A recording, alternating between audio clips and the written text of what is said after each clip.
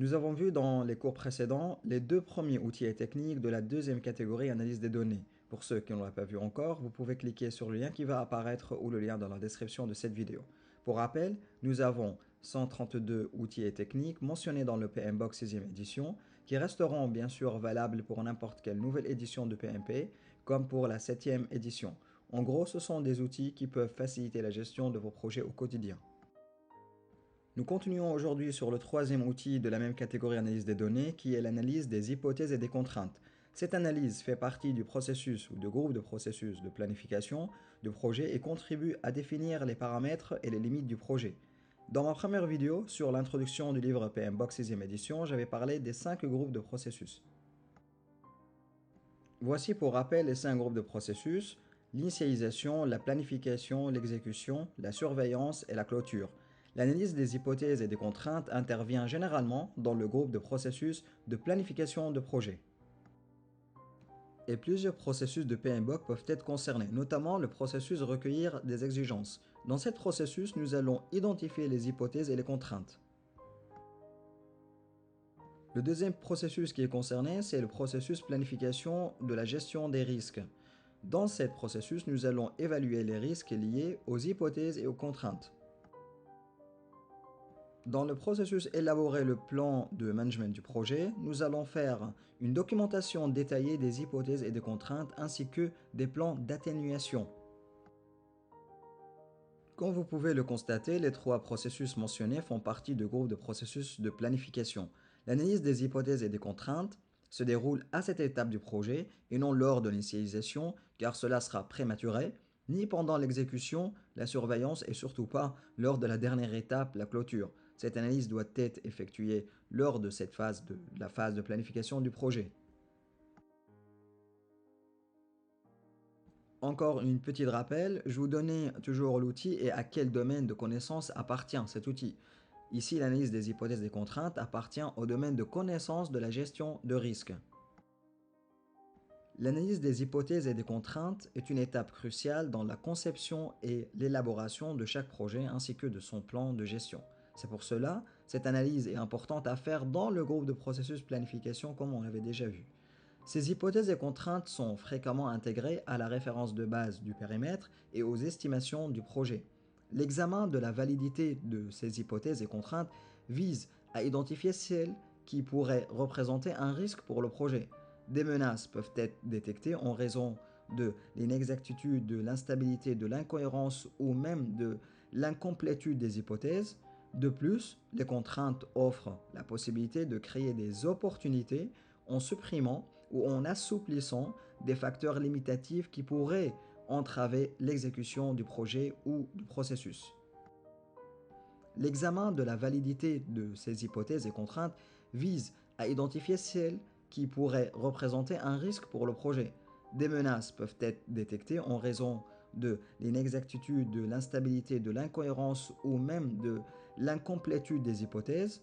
De plus, les contraintes offrent la possibilité de créer des opportunités en supprimant ou en assouplissant des facteurs limitatifs qui pourraient entraver l'exécution du projet ou du processus. Vous avez un autre outil qui vous permet d'analyser les menaces et les opportunités de votre projet, s'appelle SWOT. Strengths, Weaknesses, Opportunities and Threats. C'est un outil qui vous permet de faire une analyse stratégique et utilisé dans le domaine du management et de la planification stratégique. Nous avons vu que plusieurs processus peuvent être concernés et là nous allons voir l'impact sur d'autres processus.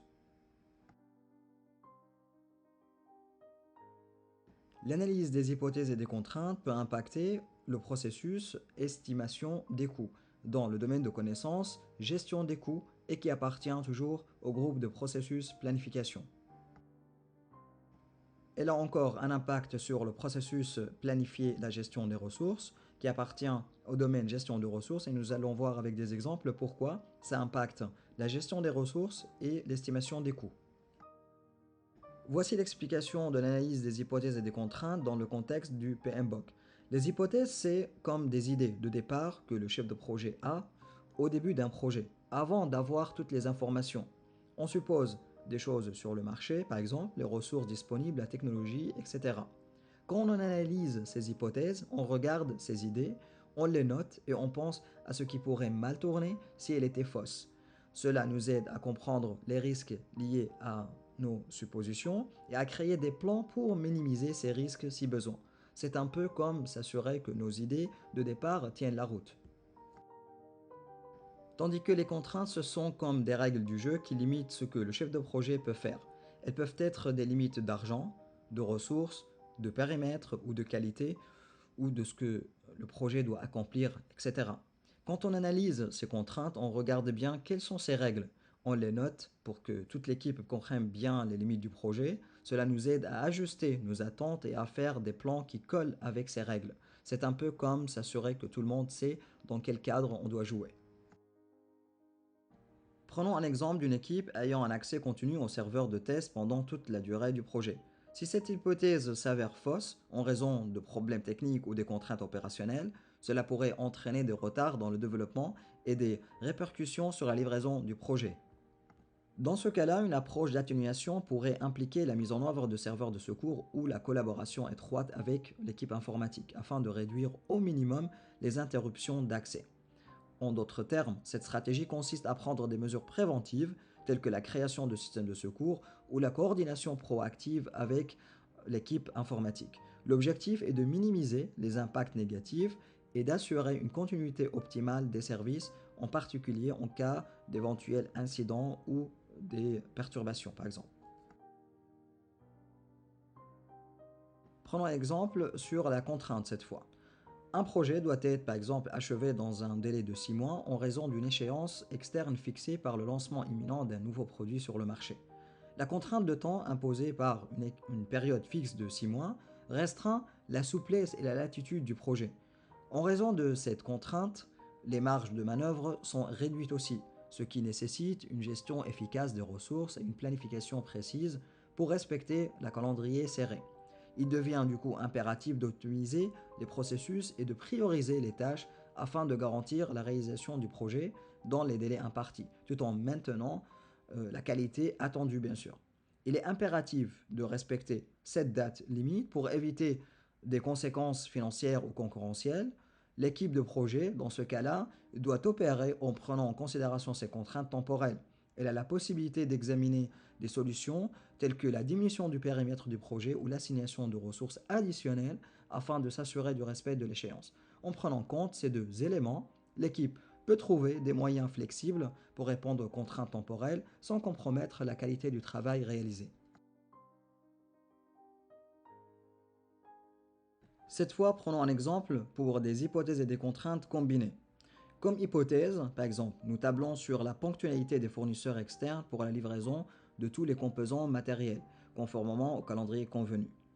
Comme contrainte, nous avons un budget dédié à l'acquisition de ces composants, mais fixe.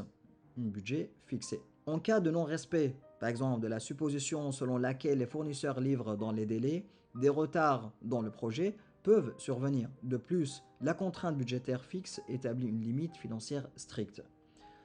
Comme examen de ces deux aspects, l'examen requiert une planification minutieuse des approvisionnements, des solutions de rechange en cas de retard de livraison et une gestion rigoureuse des coûts pour demeurer dans les limites budgétaires. Ces exemples illustrent comment l'analyse des hypothèses et des contraintes contribue à une meilleure compréhension des facteurs qui peuvent influencer le projet et comment elle guide la planification et la gestion des risques pour s'assurer le succès de votre projet. Pour résumer, l'analyse des hypothèses et des contraintes consiste à repérer, noter et évaluer surtout les idées de base et les limites qui peuvent influencer le projet. Cela aide le chef de projet ainsi que son équipe à prendre des décisions intelligentes et à planifier de manière réaliste. Dans les prochains cours, nous allons continuer sur les outils et les techniques de la deuxième catégorie, l'analyse de données. Pour rappel, dans cette catégorie, nous avions 27 outils et techniques et nous avons vu à ce jour 3 seulement, 3 outils et techniques. D'ici là, et si vous avez des questions ou remarques, n'hésitez pas à me contacter par mail ou laissez directement vos commentaires en dessous de la vidéo. Merci, à bientôt.